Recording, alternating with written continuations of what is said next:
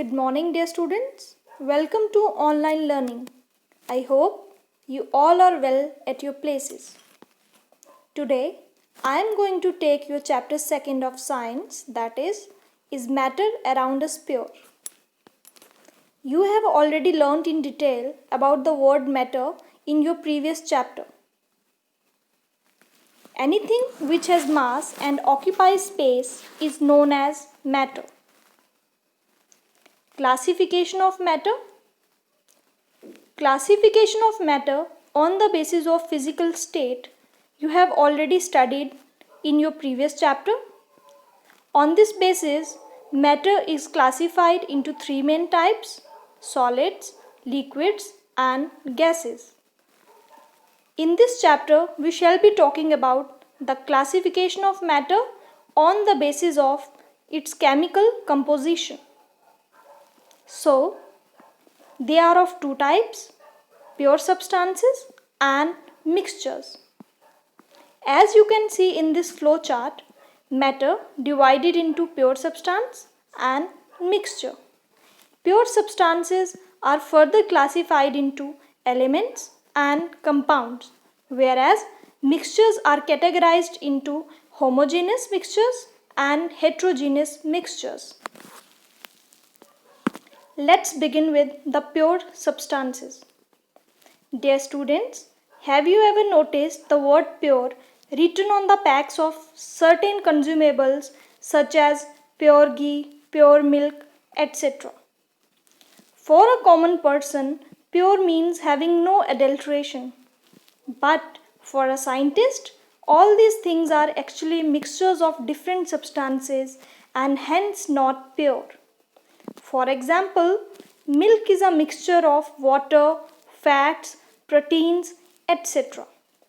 Thus, we can say that a pure substance consists of a single type of particles. For example, oxygen, helium, etc. Pure substances are classified into elements and compounds. Let's start with the elements. Elements cannot be broken down into simpler substances. They are made up of only one kind of atoms. For example, carbon, hydrogen, nitrogen, etc. We have a large number of elements present in our nature. Compounds. When two or more different types of elements combine chemically, compounds are formed. They can be broken down into elements by chemical means. For example, water, carbon dioxide, etc. Let's discuss about the formation of certain important compounds. For example, water.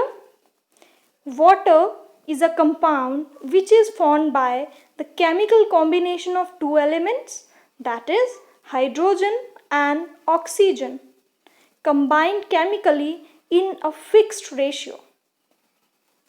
Can you tell me which two elements combine to make the compound carbon dioxide? The two elements are carbon and oxygen. Thus, we can say that a compound is always made up of two or more different types of atoms. Next is the mixture. A mixture contains two or more substances which are not chemically combined together. After reading this definition, you can easily differentiate between compounds and mixtures. Compounds are formed when two or more different elements combine chemically, whereas in case of mixtures, there is no chemical combination at all. Mixture can be solids, liquids, or gases. Classification of mixtures. Mixtures are divided into homogeneous mixtures and heterogeneous mixtures.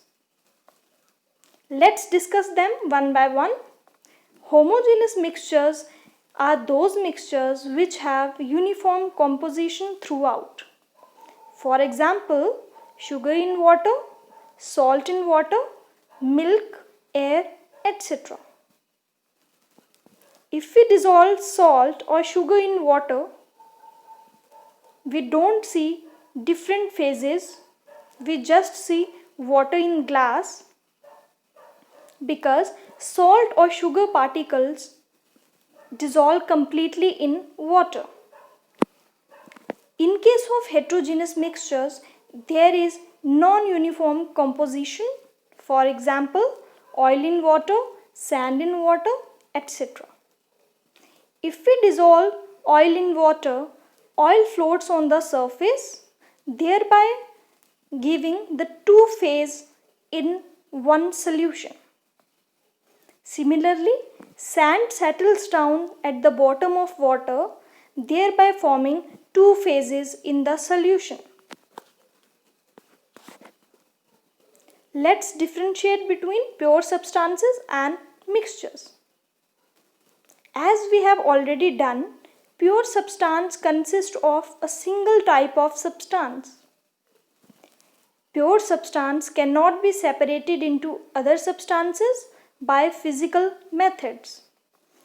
It has its own definite properties. Mixture consists of two or more pure substances. It can be separated into its components by physical methods such as evaporation, etc. It shows the properties of its components. Classification of elements. Elements are again classified into three categories: metals, non-metals, and metalloids. Let's discuss their properties one by one. Metals are shiny, that is, they are lustrous. They are malleable, that is, they can be beaten into sheets. They are ductile, that is, they can be drawn into wires.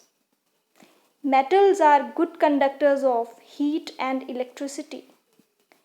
Metals have reactivity.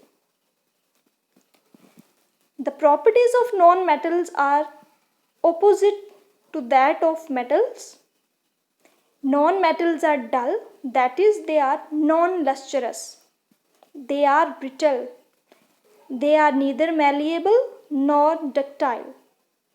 They are poor conductors of heat and electricity. Not all the non-metals have reactivity, only some of them possess reactivity.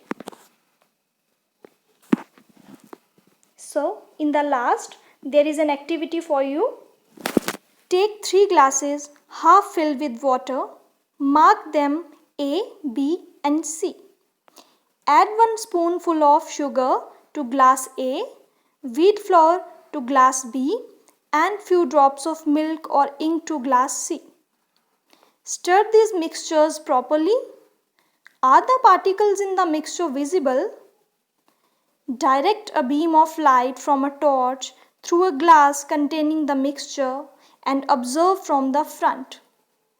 Is the path of beam of light visible? Now leave the mixture undisturbed for some time. Is the mixture stable or do the particles begin to settle after some time? Note the results. Glass A has got a solution, glass B has got a suspension solution, whereas glass C has got a colloidal solution. So, in our next video, we shall be discussing about these different types of solutions and their properties. Till then, take care of yourself, stay home, thank you.